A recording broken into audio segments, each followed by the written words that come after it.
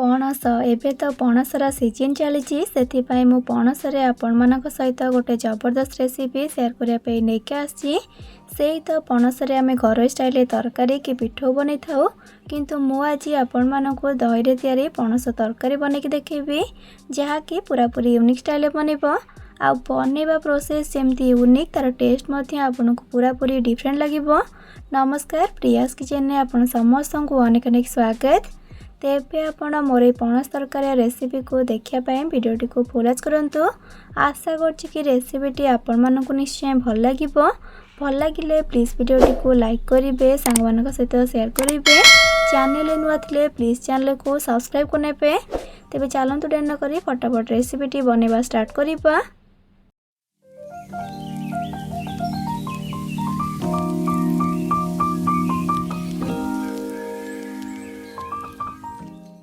पणस तरकारी बनवाई प्रथम तो आमको निहाती भाव दरकार है पणस। से देखु मु नहीं आधा किलो पणस आउ ताकू देखु यहीपरी छोट साइज रखिकी काटिकी नहीं। जदि आपण को बड़ साइज भी पसंद ताल आप बड़ साइज भी काटिकी नहीं पारे। एबे गैस ऑन करके गोटे कड़े को बसैकी भल भाव गरम कलापर से 2 बड़ चामच सोरिष तेल को दौची बा आपण रिफाइन तेल भी करें। तेल भल भाव गरम हो गला से काटिकी रखि पणस सब को ऐड करने आ पणस को दे सारी गैस फ्लेम को मीडियम टू हाई रखिकी पणस को आम 4 ରୁ 5 मिनट खंडे तेल टिके भल भाव भाजी ने।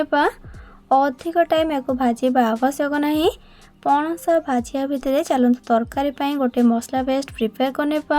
से गोटे मिक्सिंग जार देवा गोटे मीडियम साइज कटा टमाटो आउ किछि गोटा मसला जेमती कि खंडे डालचीनी 2टी गुजराती 5 ରୁ 6टी गोलमरीच आ 3 ରୁ 4टी लवंग आउ ता सहित 12 ରୁ 15 कोला हब रसुण को देवा आउ 1 इंच अदा आउ गोटे छोट चामच गोटा धनिया आउ अधा छोट चामच जीरा आउ ता सहित किछि कटा धनिया पत्र को देवा आउ 2टी दौची कंचा लंका बा लंका आपण निज टेस्ट हिसाब रे कम बेसी करके दे पारिबे। एबे से आवश्यक अनुसार किछि पानी को देकी मसला को लेकिन चिकन भाव बाटिक आनदेबा। ये देखो तरकारी मसला पेस्ट आमर एबे रेडी गला ताको साइड रखिबा।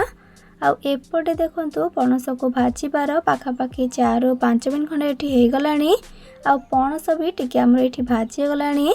एबे पणस को गोटे बाउल को काढ़ी देकी साइड रखिबा।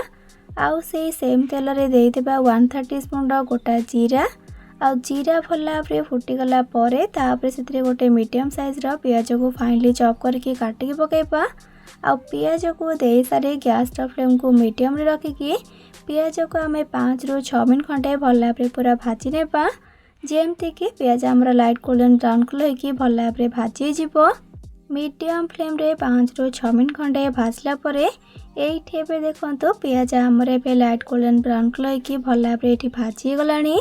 एबे गैस फ्लेम को लो कर देकी से पकेबा गोटे छोट चामच काश्मीरी लंका गुंड अधा छोट चामच हल्दी गुंड गोटे छोट चामच सब्जी मसला आउ 2 छोट चामच दौची मीट मसला।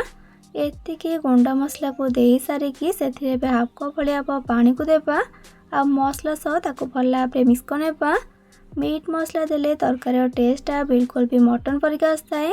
जदि आप मीट मसला दवाई चाहूना तेबे आपण सब्जी मसला गोटे चामच दबा बदले 2 चामच दे पारिबे।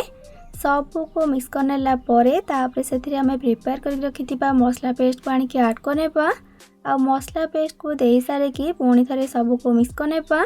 आ मिक्स कर देकी गैस फ्लेम को करबा एकदम लो आउ लो फ्लेम रे को कवर करनेबा पाखापाखि 10 ରୁ 12 मिनट पाई जेमती कि मसलाटा हमर बढ़िया से पूरा कसी जीवो। पूरा कवर करके छाड़ी देबेनी मझे मझे कवर को काढ़ी 5-7 थर मिक्स कर ना मसलाटा आमर तल लगे कि पोड़ीज। पाखापाखि 10 ରୁ 12 मिनट पर एबे कवर को काढ़ा। ये देखो मसला आमर ये भल भाव कसी गलानी। जेहेतु आम मसला को लो फ्लेम रे कसुले से पानी देवा आवश्यक पड़ानी कि मसला भी आमर तलू बिल्कुल भी लगिनी। यहीपरी मसलाटा कसी गला परे सेमती गैस फ्लेम को लो रे रखिकी से 50 ग्राम दौची दही आउ एठी गोटे मेन टिप्स आपण मानक सहित शेयर करूची। दही को ऐड करने टाइम रे गैस फ्लेम को पूरा लो करदे ना गैस फ्लेम को ऑफ करदे नचे दही आमर छिंटी जीवार बहुत चांस थाए। मसलार टेम्परेचर को टिके कम करेंगे माने मसला अधिक गरम नथिबा दरकार। एठी मो लो फ्लेम रे जेतु मसला को कसुली से मसलार टेम्परेचरटा कम थिला से लो फ्लेम रखिकी एथिरे दही को मु ऐड कली। दही को देला परे मसला सह दही को भल भाव मिक्स करनेबा आउ सेमती लो फ्लेम रे आउ 2 मिनट खंडे टिके खाली कषि नेबा।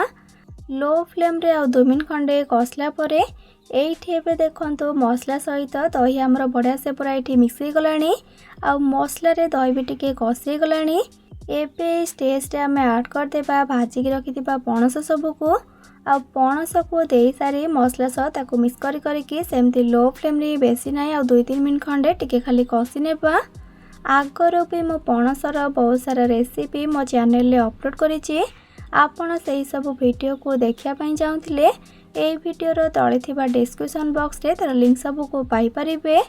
लो फ्लेम रे आ 2-3 मिनट खंडे कसला परे एठी एबे देखंतु पणसटा हमर एठी मसला सहित टिके कषि गलानी।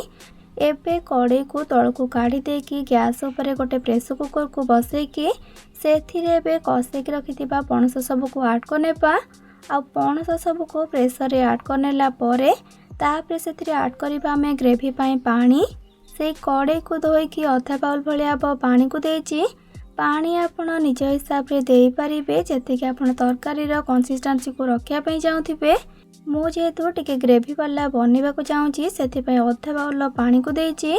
पानी को देकी सब को मिक्स करनेबा आ तापरे सेथिरे गोटे छोट चामच रो दउची कसूरी मेथी आ अधा छोट चामच रो गरम मसला गुंड आ 2टी कंचा लंका दउची। कंचा लंका एठी ऑप्शनल अछि आपण देई परिबे नले स्किप भी करि परिबे। एबे गैस फ्लेम को हाई करिके ग्रेवीटा को भल भाव फुटिबा को छाड़िबा। एठी देखंतु ग्रेवीटा फुटिबा स्टार्ट हेलानी। एबे सेथिरे स्वाद अनुसार लूण पकेइबा आ सब को टिके मिसई देकी प्रेशर लिड को एबे कवर करिबा आ हाई फ्लेम रे गोटे ही हुइसिल आसीबा छाड़िबा। तापरे गैस फ्लेम को ऑफ करनेबा।